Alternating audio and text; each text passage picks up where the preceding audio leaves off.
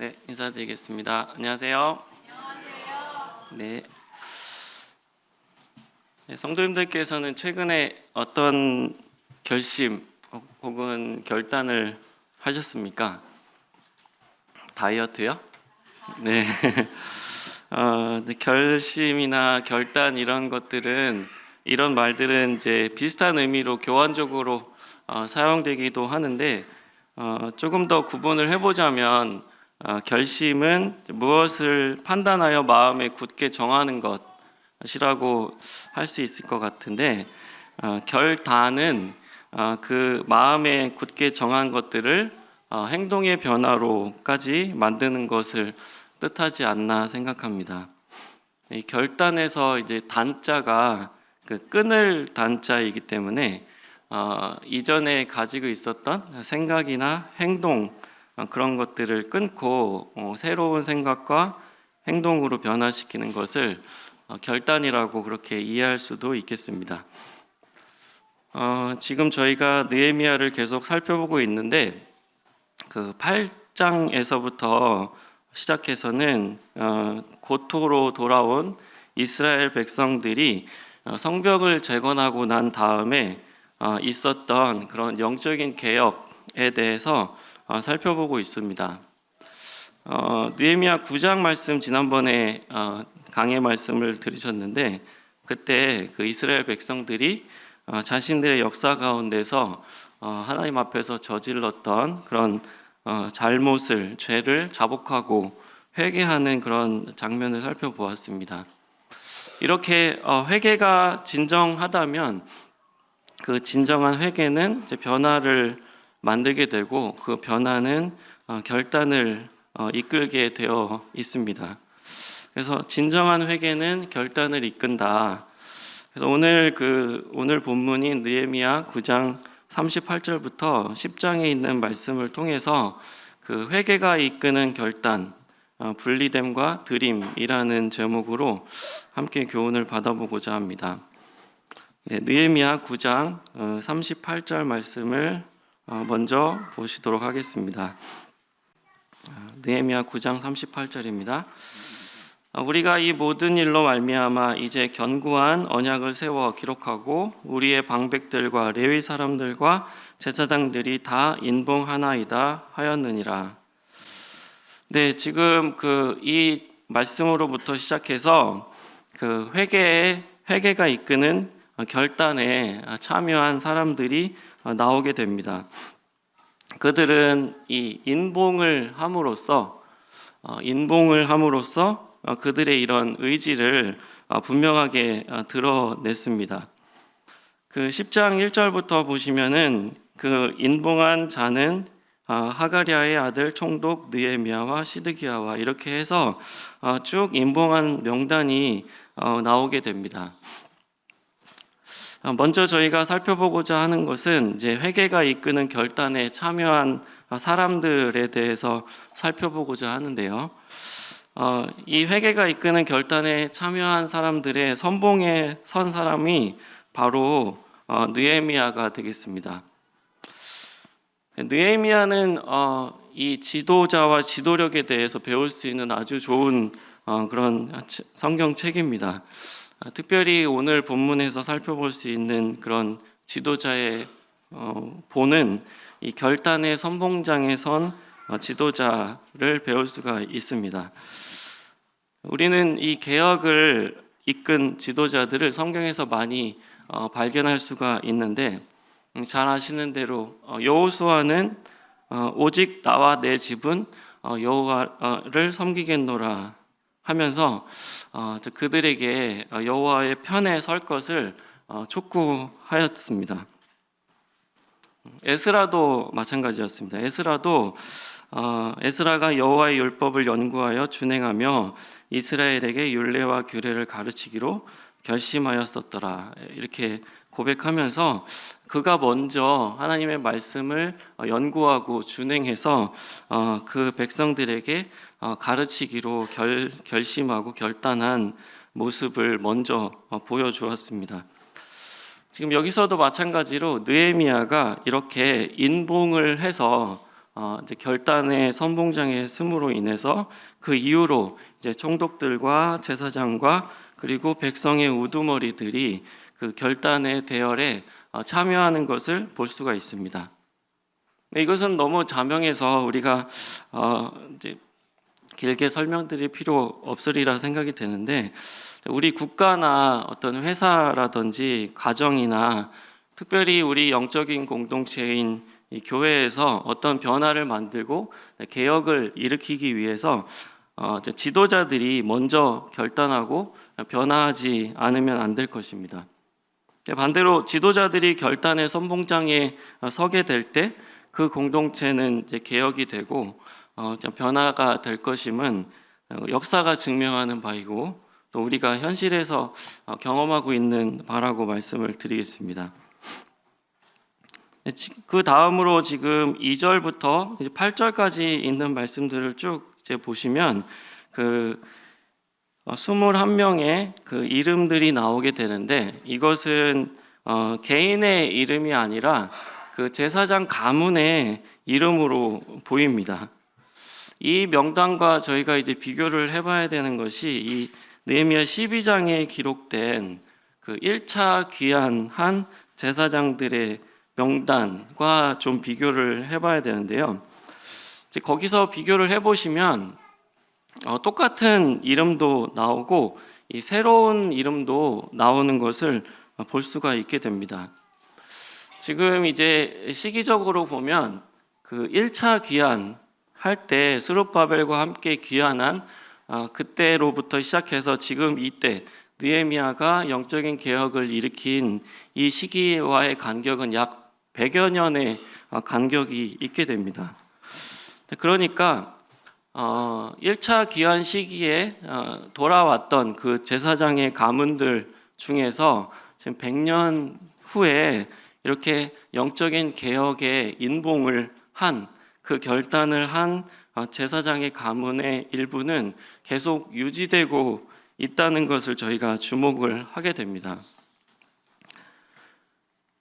그러니까 이 가문들은 이 하나님 앞에서 이렇게 바른 어떤 영적인 상태를 이렇게 대대로 100년이 넘게 이어가고 있다는 점이 참 마음 가운데 이렇게 사모가 됩니다.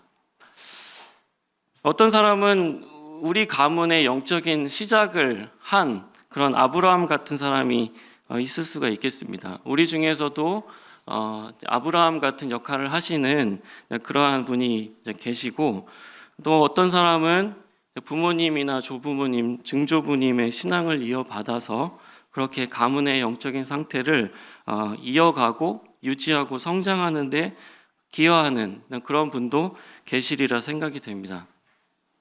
근데 여러분들이 아브라함이든 아니면 아브라함의 자손이든 그런 역할을 하시든 상관없이 지금 여러분들의 신앙은 여러분들만의 신앙이 아니라 여러분들의 가문의 신앙에 영향을 미친다고 하는 부분을 기억하셔야 합니다. 그래서 우리의 가문이 나로부터 시작했던, 내가 이어받았던, 내가 가지고 있는 이 신앙이 나에게서 혹은 나의 자녀들에게서 끊기는 것이 아니라 계속해서 성장하고 더 크신 하나님을 경험하는 가문이 되기를 위해서 그렇게 기도해야 하지 않을까 생각이 됩니다.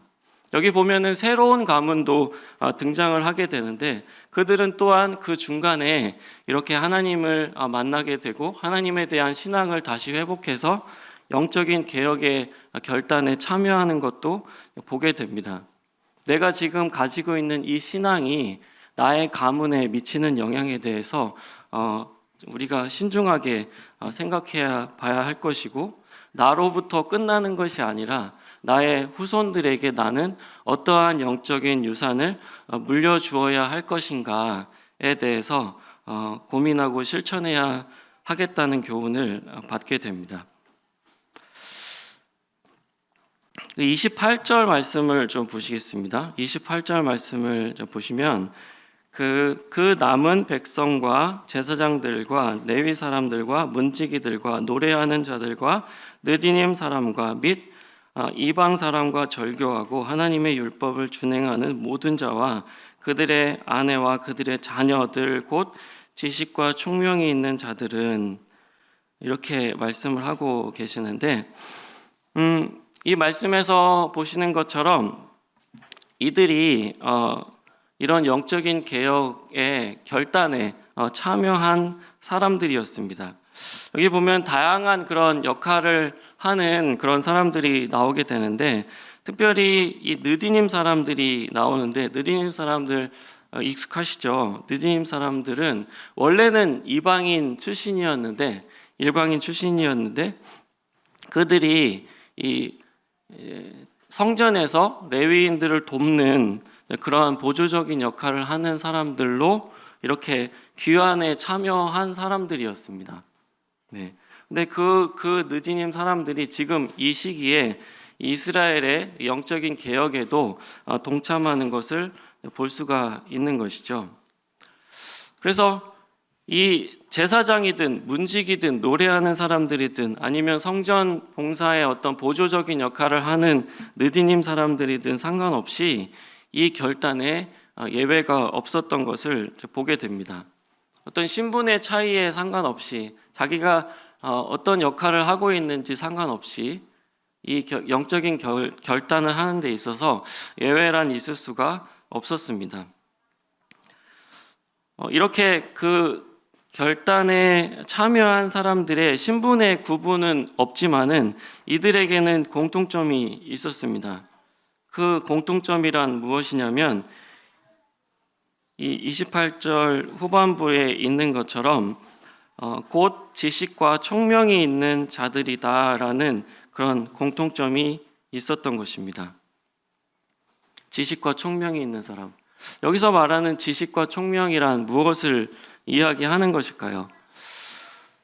이제 바로 하나님 말씀에 대한 지식과 총명을 이야기하는 것이라고 분별이 됩니다.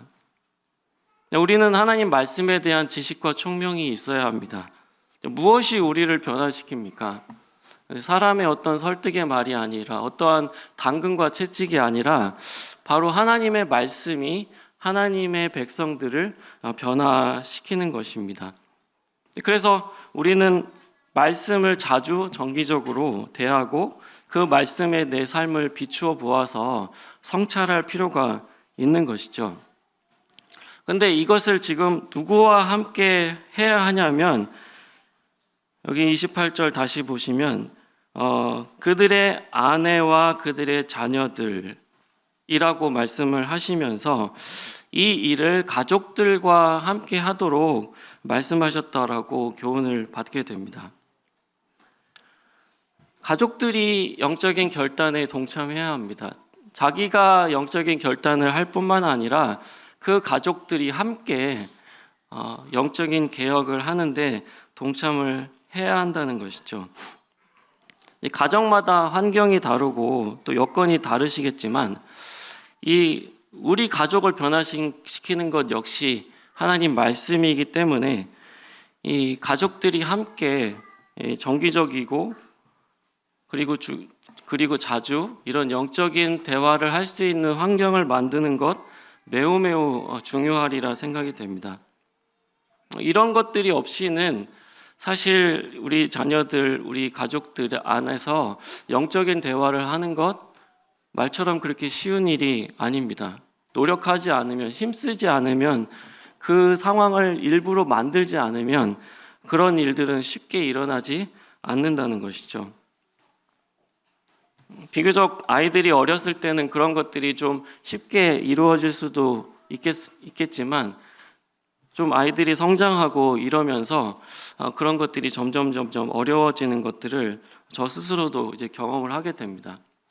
또 뭐 이런 것들을 하다 보면 우리가 가족 경건회라고 이름을 붙일 수도 있을 텐데, 그런 모임들을 하다 보면 과연 이게 무슨 의미가 있을까에 대해서 회의감도 들기도 하고 무슨 열매가 있을까라는 생각도 들게 되는데, 그럼에도 불구하고 우리 가족들이 함께 영적인 개혁에 동참해야 한다. 우리 가족들이 함께 하나님 앞에서 서 있어야 된다라고 하는 그러한 그런 마음의 굳은 결의를 가지고 지속할 수 있는 그런 힘이 필요하겠습니다. 포기하고 싶고 의미 없다고 생각이 들 때에도 이것을 하나님께서 기뻐하신다고 하는 믿음으로 다시 시도할 수 있는 그런 원동력을 저희가 얻고 실천할 수 있으면 좋겠습니다. 그래서 우리 가족들 모두가, 아내와 자녀들 모두가 이 하나님 말씀에 대한 지식과 총명이 있는 자들이 되기를 위해서 우리가 소원하기를 원합니다. 그 다음에 이제 저희가 살펴볼 부분은 이 이스라엘 백성들이 그러면 이렇게 영적인 결단을 하고 있는데 그 결단의 내용에 대해서 좀 살펴보고자 합니다. 그 결단의 내용을 크게 이제 두 가지로 나누어서 좀 설명을 드리고자 하는데요. 그 하나는 그 분리됨의 결단입니다. 분리됨의 결단이고, 이제 두 번째는 드림의 결단이라고 말씀을 드리겠습니다. 자, 28절의 말씀에 다시 보시면 여기 중간 부분에 그 이방 사람과 절교하고라고 하는 그런 언급이 있습니다. 그리고 이 30절 말씀에 보시면 우리의 딸들을 이 땅 백성에게 주지 아니하고 우리의 아들들을 위하여 그들의 딸들을 데려오지 아니하며, 네, 이렇게 이제 말씀을 하시면서 이 이방인들과 이런 가족의 연을 맺지 않고 특별한 관계를 맺어서 동행하는 그러한 상황을 만들지 않겠다라는 그런 결단을 하고 있습니다. 그래서 우리에게는 이런 분리됨의 결단이 필요한데, 이 이방인들과의 관계로부터 분리해야 되겠다라는 결단이 우리에게 필요합니다. 하나님께서는 하나님의 백성들에게 분명한 성별을 요구하셨습니다. 성별, 거룩하게 분리될 것을 말씀을 하셨는데, 우리에게 이렇게 성별을 요구하시는 하나님의 뜻은 우리를 하나님께서 부르셨다라고 하는 이 부르심과 밀접하게 연관이 되어 있습니다. 하나님께서는 우리를 어두운 데서 불러내어서 그 기이한 빛에 들어가게 하시고 너희들이 거룩하게 따로 거하도록 말씀을 하셨다는 것입니다. 이 말씀에 대해서 너무나 분명하게 가르쳐주고 계시는 우리가 고린도후서 6장 말씀을 좀 살펴볼 필요가 있겠습니다. 고린도전서 6장 14절 말씀부터 좀 살펴보도록 하겠습니다. 고린도후서입니다. 고린도후서 6장 14절입니다. 고린도후서 6장 14절. 네, 제가 읽겠습니다. 너희는 믿지 않는 자와 명예를 같이 함께 하지 말라. 의와 불법이 어찌 함께하며 빛과 어둠이 어찌 사귀며 그리스도와 벨리알이 어찌 조화되며 믿는 자와 믿지 않는 자가 어찌 상관하며 하나님의 성전과 우상이 어찌 일치가 되리요. 우리는 살아계신 하나님의 성전이라.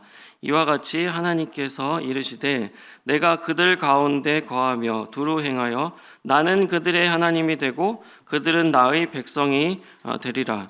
그러므로 너희는 그들 중에서 나와서 따로 있고 부정한 것을 만지지 말라. 내가 너희를 영접하여 너희에게 아버지가 되고 너희는 내게 자녀가 되리라. 전능하신 주의 말씀이니라 하셨느니라. 네.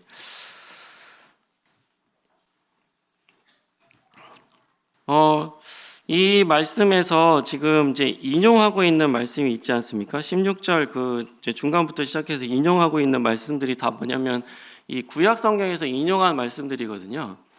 그러니까 이 하나님께서 이스라엘 백성을 이제 부르셨지 않습니까? 이제 부르셔서 그들이 이방인으로부터 성별되도록 분리되도록 이제 말씀하셨는데, 그와 같은 똑같은 원리를 우리 믿는 사람들, 우리 그리스도인들, 교회에게도 똑같이 말씀을 하고 계신다는 것입니다. 그래서 이 하나님의 부르심과 우리의 성별됨의 순종은 매우 밀접한 연관을 가지고 있다는 것이죠. 그래서 여기서 이 말씀에서 있는 것처럼 너희는 믿지 않는 자와 멍에를 함께 매지 말라라고 하는 말씀을 우리는 직접적으로 이 결혼에 1차적으로 적용을 하고 있습니다. 왜냐하면 결혼보다 더 강력한 멍에는 없으니까요. 그래서 믿지 않는 자와 이런 결혼의 멍에를 함께 매지 말도록 하고 계시다라고 우리가 이제 적용을 하게 되는데, 이 명백한 말씀 앞에서 우리가 단순하게 순종하면 좋은데 이 다양한 어떤 불순종에 합리화하는 그런 많은 논리를 우리는 발굴을 해내었습니다. 어떤 것들이 있습니까? 예를 들면 아까 방금 인용했던 고린도후서 6장 말씀에서 결혼이라고 하는 단어가 없지 않느냐, 그래서 이걸 꼭 결혼에 적용할 필요는 없지 않느냐, 이런 것이라든지, 그리고 믿지 않는 자와 좋은 관계를 맺어서 믿는 자가 되면 결국 믿는 자와 멍에를 같이 맺는 그런 상황이 되는 거 아닌가, 최종적으로는 어쨌든 믿는 자와 멍에를 같이 맺을 수도 있지 않은가, 이런 논리라든지, 기계적으로 믿는지 믿지 않는지가 중요하다기보다는 그 사람이 어떠한 사람인지가 더 중요한 거 아닙니까? 라든지, 아니면 이 믿지 않는 사람들이 더 순수하고 오히려 믿는 사람들이 더 세상적이더라 라든지, 이런 여러 가지 논리들을 가지고 이 말씀에 순종하지 않을 수 있는 어떤 틈을 우리는 이제 만들고 싶어 하는 것이 발견이 됩니다. 우리가 이런 논리들에 일일이 이제 반박하기 전에 죄가 무엇인가에 대해서 좀 진지하게 생각해 보게 됩니다. 죄란 무엇인가요? 로마서 3장 23절에 의하면 모든 사람이 죄를 범하였음에 하나님의 영광에 이르지 못하더니라고 이제 말씀을 하고 계시는데, 어떠한 논리와 명분을 앞세우더라도 내가 그 사람과 결혼하고 싶어하는 내 마음대로 하고 싶은 그것이 동기가 되는 것 아니겠습니까? 내가 결혼하고 싶은 거예요. 그러니까 이 말씀에 대해서 다르게 해석할 그런 방도를 찾는 것이겠죠. 근데 이 성결의 동기는 말씀드렸죠. 하나님께서 우리를 부르셨다라고 하는 것과 밀접하게 연관이 되어 있다고 말씀을 드렸습니다. 그러니까 성결의 동기는 나의 유익이 아니라는 겁니다. 이렇게 해서 무엇이 더 좋아질 것입니다라고 하는 유익의 문제가 아니라 내가 하나님으로부터 부르심을 받았고 나는 그분의 소유다라고 하는 정체성의 문제라는 것이죠. 그래서 내가 이렇게 했을 때 하나님께 영광이 되는가 아니면 그렇지 않는가, 이것이 하나님께 영광이 되지 않는다면 그것이 바로 죄라고 하는 것입니다. 그래서 내가 하나님의 자녀라고 하는 정체성이 분명하다면 내가 하나님의 성결의 명령에 순종할 이유도 그만큼 명백하다고 말씀을 드리겠습니다. 그리고 그들은 또 욕심으로부터 분리되기를 위해서 결단을 하였습니다. 욕심으로부터 분리되어야 되겠다. 이 31절 말씀을 좀 보시겠습니다. 31절 말씀. 혹시 이 땅 백성이 안식일에 물품이나 온갖 곡물을 가져다가 팔려고 할지라도 우리가 안식일이나 성일에는 그들에게서 사지 않겠고 일곱째 해마다 땅을 쉬게 하고 모든 빚을 탕감하리라 하였고. 자, 여기서 그들이 어떤 결단을 하게 되냐면 자신들이 이제 그 안식일에는 그 땅 백성들과 상업 거래를 하지 않겠다라고 하는 그러한 결단을 하고 있는 것입니다. 또한 일곱째 해마다 땅을 쉬게 하는 이런 안식년의 규례도 회복하겠습니다. 그리고 빚을 탕감하겠다는 그런 안식년에 해당하는 그러한 율법에 대해서 그들이 순종하겠다라고 하는 결단을 하고 있습니다. 그들이 이렇게 결단하는 이유는 그동안에는 그렇게 하지 않아왔다라고 하는 것들을 방증하고 있다고 할 수도 있겠습니다. 그들은 왜 이 장면에서 안식일과 안식년 이런 규례들을 생각해서 이것을 회복하려고 결단을 하고 있었을까요? 우리는 이 안식일에 대해서 다시 한번 좀 생각해 볼 필요 있습니다. 안식일이 어디서부터 나왔습니까? 안식일이 처음 나오게 된 그 상황이 이스라엘 백성들이 출애굽해서 광야에 있었잖아요. 광야를 통과하는 상황이었습니다. 근데 광야에서는 뭐 음식을 전혀 구할 수 없는, 사람이 생존할 수 없는 그런 환경이었지 않습니까? 그곳을 통과해서 가고 있는 상황에서 하나님께서 하늘에서 양식을 내려주셨는데 그게 바로 만나였습니다. 만나. 근데 이 만나에 대해서 하나님께서 참 이상한 규례를 주시는데, 너희들에게 만나를 내려줄 것이다, 매일의 양식을 주실 것이다 말씀하셨습니다. 그런데 매일매일 나가서 거두라. 근데 그날 먹을 양식만 거두어야 된다. 남기지 말아라. 쌓아놓지 말아라 라고 말씀을 하신 것입니다.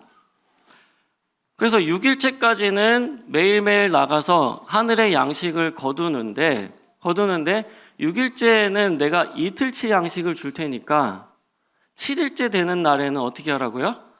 나가지 말라고 말씀을 하신 것입니다. 그래서 그 나가지 않는 동안에는 무엇을 하는 거냐면 안식일로 기념하라고 말씀을 하신 것입니다. 이 사람의 능력으로는 전혀 먹을 것을 구할 수 없는 이러한 환경에서 하나님께서 이 안식일을 통해서 그들을 시험하신 것입니다. 무엇을 시험하셨을까요? 나에게 주어진 이 모든 것들이 다 하나님의 공급하심이라고 하는 것, 내가 하나님께 철저히 의존된 사람이라고 하는 것, 그리고 내 욕심을 내려놓는 것, 이런 것들을 하나님께서 시험을 하셨던 것입니다. 그런데 여러분들 기억하시죠? 이 백성들이 7일째 되는 날에 나가서 만나를 찾았을까요? 아니면 하나님 말씀에 순종해서 나가지 않았을까요? 찾으러 나갔어요. 찾으러 나갔습니다. 하나님께서 그렇게 말씀을 하셨는데 그거를 못 지키고 나가는 사람들 참 이해되지 않다가도, 그런데 또 생각해 보면 여러분들 혹시 매일 먹을 양식이 전혀 없는 것, 내가 돈도 없고 양식도 없고 먹을 게 정말로 하나도 없다, 그런 것들 한번 경험해 보신 일 있으십니까? 만약에 그런 것들을 경험하신 분이 계시다고 하면 이 이스라엘 백성들을 아마 잘 이해하실 수 있을 것 같습니다. 하나님 말씀이 물론 그러하지만 내일 진짜 하나님께서 양식 안 주시면 어떻게 합니까? 굶어 죽는 거 아닙니까? 이게 하나님에 대한 완전한 신뢰가 없으면 이 말씀에 대해서 불순종하는 것이 어떻게 보면 이해되는 상황이라고 하는 것이죠. 내가 여기서 조금이라도 좀 축적을 해놔야지 안심이 되는 것 아니겠습니까? 그래도 혹시 그 남아있는 만나가 있을지 모르는 것 아니겠습니까? 그래서 찾으러 나가, 생존을 위해서 만나를 찾으러 나가는 이 이스라엘 백성들의 마음인 것이죠. 그래서 이 안식일을 회복하겠다는 것은 내가 하나님께 대한 신뢰를 회복하는 날입니다. 내가 지금 내 삶을 내가 스스로 관리해서 좌지우지할 수 있다라고 하는 교만을 내려놓는 날입니다. 하나님께서 주신 그날의 양식으로만 만족함을, 하나님으로만 만족하는 그 만족함을 회복하는 날이라고 하는 것이죠. 안식년의 규례도 마찬가지였습니다. 하나님께서 우리에게 이렇게 공급하시고 생존하게 하시는 분은 온전한 하나님의 은혜다라고 하는 것을 지금 그들은 회복하겠다고 하는 것입니다. 우리는 안식일을 문자 그대로 지키지는 않지만 우리도 안식일의 정신, 이 안식년의 정신을 회복해야 하지 않을까요? 나는 정말 하나님의 공급하심을 정말 믿고 있습니까? 내 생사 화복을 책임지시는 하나님을 정말로 나는 믿고 있냐라고 하는 것이죠. 내가 아니라, 내 능력이 아니라 하나님의 능력으로, 하나님의 은혜로 내가 살아가고 있다라고 하는 것을 내가 자주 생각하고 있고 인정하고 있냐라는 것입니다. 내가 지금 가지려고 하는 것, 이건 진짜 나의 필요입니까? 아니면 내 욕심입니까? 내가 하나님이 주신 것만으로 만족하는 그러한 만족감을 회복하고, 내가 장사해서, 거래해서, 뭔가 잘 관리해서 이기적으로 인색하게 살아서 내 삶을 풍족하게 만들 수 있다는 그런 교만을 내려놓고, 욕심을 내려놓고 철저하게 하나님을 신뢰하겠다라고 하는 결단이 우리에게도 필요하지 않을까 생각해 봅니다. 그들은 두 번째로 이 드림의 결단을 하고 있습니다. 드림의 결단. 자, 32절부터 있는 말씀을 좀 살펴볼 텐데요. 32절 말씀을 보시면, 우리가 또 스스로 규례를 정하기를 해마다 각기 세겔에 3분의 1을 수납하여 하나님의 전을 위하여 쓰게 하되, 이 말씀으로부터 시작해서 쭉 이어지는 말씀을 보면, 그들이 이제 성전세를 거두어서 성전에서 하나님께 예배드리는 데 필요한 제물이나 물품을 갖추는 데 사용하고자 하였던 것입니다. 그리고 이제 35절 말씀을 좀 보시면, 해마다 우리 토지 소산의 만물과 각종 과목의 첫 열매를 여호와의 전에 드리기로 하였고, 또 우리의 맏아들들과 가축의 처음 난 것과 소의 양의 처음 난 것을 율법에 기록된 대로 우리 하나님의 전에 가져다가 우리 하나님의 전에서 섬기는 제사장들에게 주고, 이렇게 이제 말씀을 하시면서 그들이 처음 것, 만물, 처음 것을, 가장 귀한 것을 하나님께 드리리다 라고 결단하는 것을 우리가 살펴보게 됩니다. 이 결단을 가장 잘 요약하는 이 말씀이 그 39절에 있는 말씀인데, 39절 뒤쪽에 보시면 이렇게 말씀을 하고 있습니다. 우리가 우리 하나님의 전을 버려두지 아니하리라. 그들의 결단은 이거였습니다.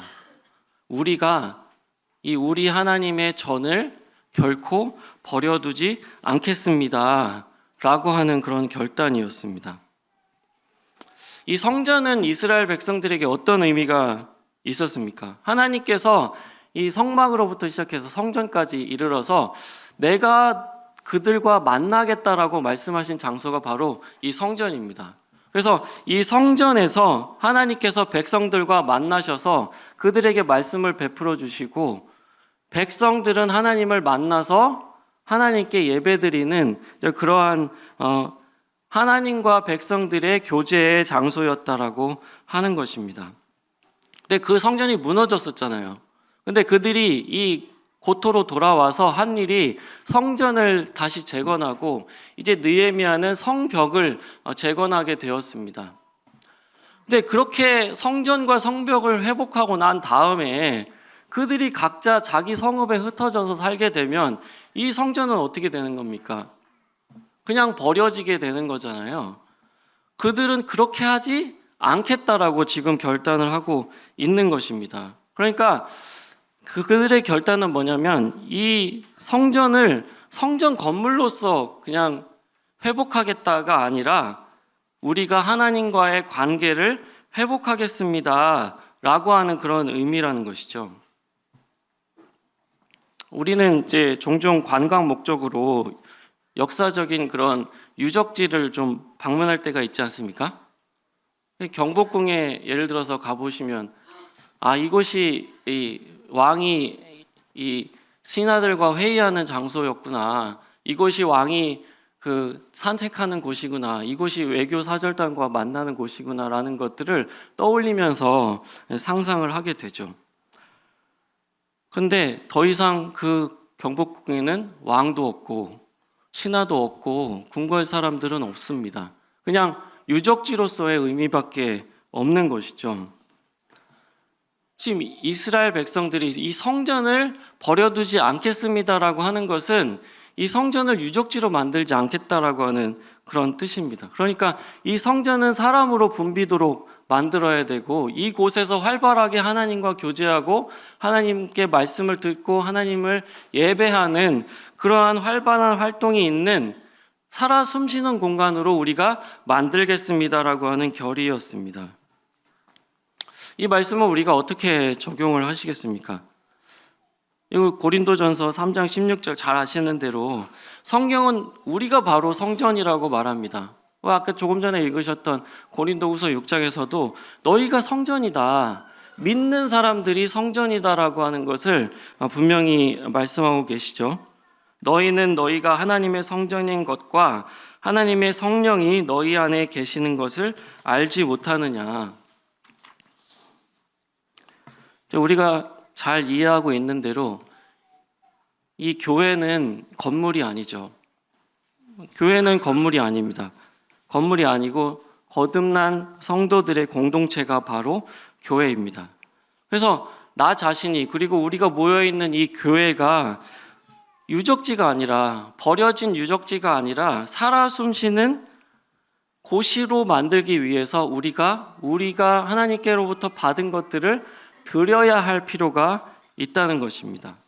겉으로는 그냥 보기 좋은 그런 어떠한 장소가 아니라, 그리고 거기 그냥 가끔 가서 시간 보내는 그러한 곳이 아니라, 우리의 성전은, 나와 이 교회는 하나님과 활발하게 만나고 뜨겁게 예배하고 하나님을 깊이 경험할 수 있는 그러한 살아 숨쉬는 활동적인 공간이 되어야 한다는 것입니다.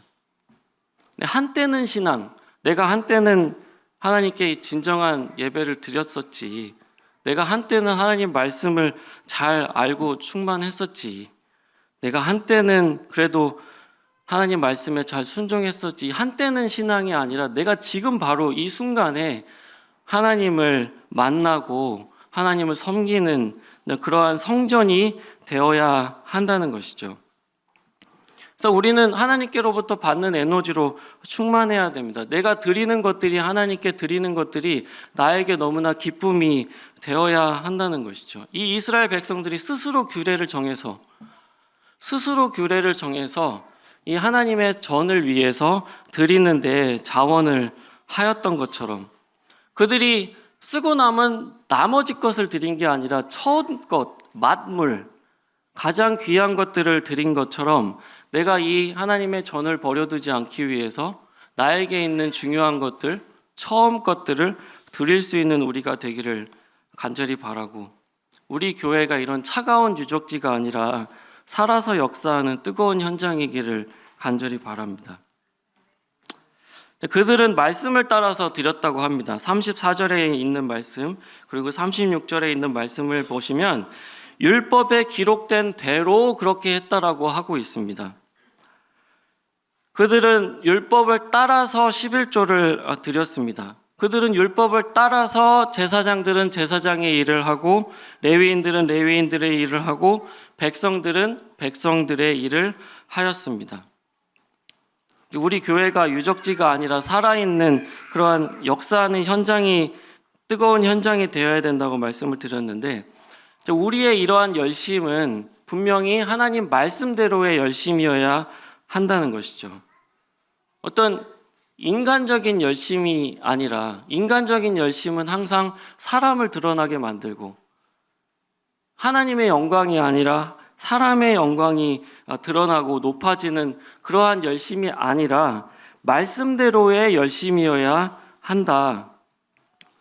그래서 그 열매가 하나님께서 받으실 수 있는 열매, 우리가 드리는 예배가 하나님이 받으실 수 있는, 기뻐하시는 예배가 되기 위해서는 우리의 열심은 철저히 하나님 말씀대로의 열심이어야 한다. 그래서 우리가 추구하고 있는 이러한 활동들이 언제나 하나님의 말씀에 지금 따르고 있는지 주의 깊게 살펴보고 성찰하고 또 교정하는 데 우리가 열려 있어야 하겠습니다. 오늘 말씀을 좀 정리하겠습니다. 우리 잠깐 눈을 감으시고 오늘 말씀을 들으신 것 좀 같이 묵상하면서 기도할 수 있으면 좋겠습니다. 오늘 어떤 말씀을 들으셨습니까? 하나님께서 우리 마음 눈을 좀 밝혀주셔서 우리에게 회개하고 결단할 부분은 없는지 우리를 깨우쳐 주시기를 바랍니다. 변화는 언제나 고통스럽습니다. 어느새인지 알지 못하게 우리에게 달라붙어 있는 이런 죄의 습성과 행습을 떼어내는 것이 늘 어렵기만 합니다. 우리 교회에도 변화가 필요한 부분이 있다면 결단하게 하시고 하나님께서 이 지도자들로부터 시작해서 모든 성도들이 동참할 수 있기를 바랍니다. 우리가 이방인들로부터 분리되고 또 우리의 욕심으로부터 분리되기를 원합니다. 우리가 하나님의 전을 버려두지 아니하고 자원하는 마음으로 기쁨으로 인색하지 않게 드리는 우리이기를 원합니다.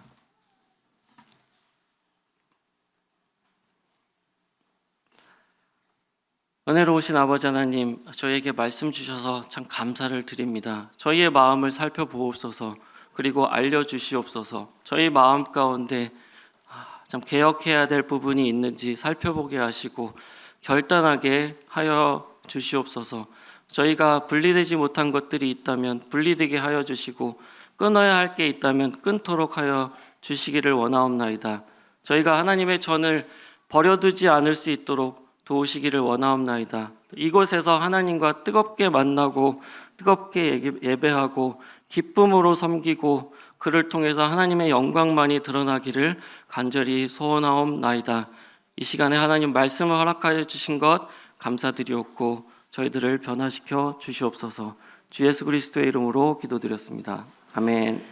감사합니다.